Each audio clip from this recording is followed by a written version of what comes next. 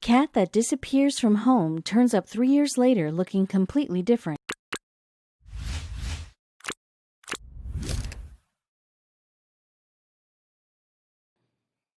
There's a reason people say cats have 9 lives. They are resilient. While you'd think domesticated animals are dependent on their human owners, cats are feral at heart and can fend for themselves upon being separated from their cushy indoor existences.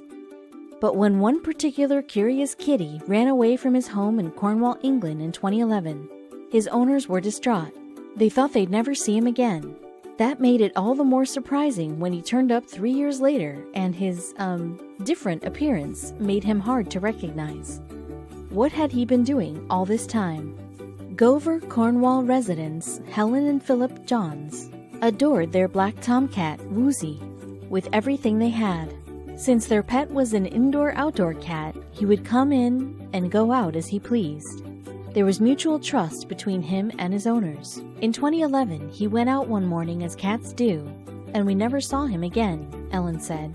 Eventually, the Joneses felt they had to move on from their cherished Woozy, even getting another cat, Lola, to fill the gap in their lives. Tragically, Helen and Philip thought the worst, imagining their sweet Woozy starving to death on the streets or getting hit by a car. Because he didn't come prancing home, ready for his fancy feast, they just figured Woozy had died. Boy, were they in for a surprise.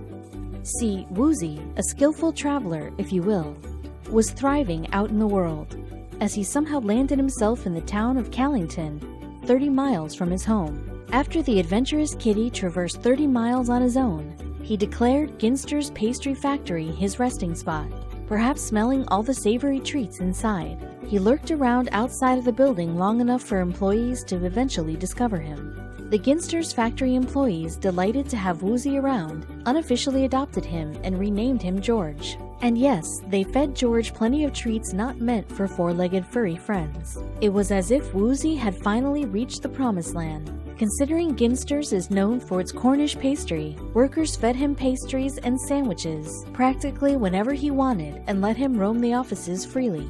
Though Woozy was brought back outside at closing time, he was always patiently waiting by the door for the Ginster's crew the next morning. This was their routine, and since the little tomcat was treated like the king of cats, it was a routine he quickly got used to.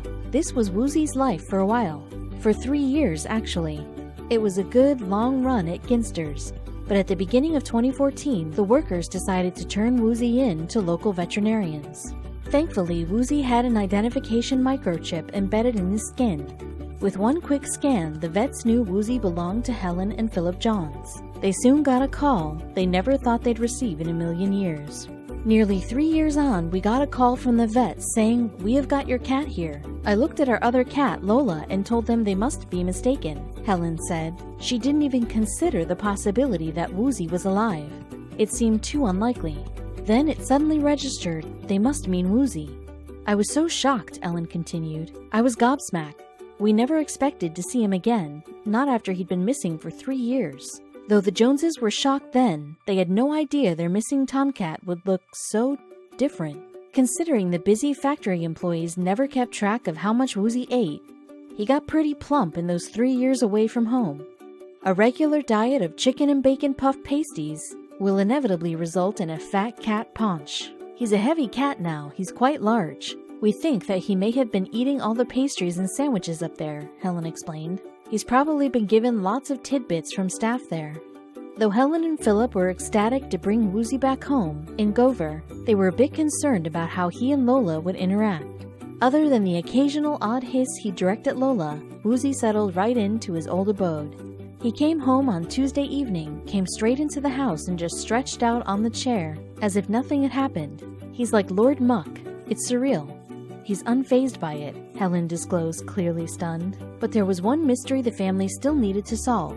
We think he may have climbed into the back of a lorry delivering to the co-op store and gone unnoticed by the driver, Helen said of how Woozy possibly got to Callington. Of course, they couldn't be sure. Or he could have jumped into someone's car who was visiting the area when they opened the door. We just don't know. It's just a miracle he's here after 3 years, she continued. Helen and Philip understandably wanted Woozy to settle in for a few weeks before letting him explore the outdoors again. When Ginster's higher-ups heard about the heartwarming tale, A spokesperson issued a statement about the company's safety and hygiene. As you would expect from a food manufacturer, we have very strict procedures to ensure that stray animals do not venture into the perimeter of our premises at any time.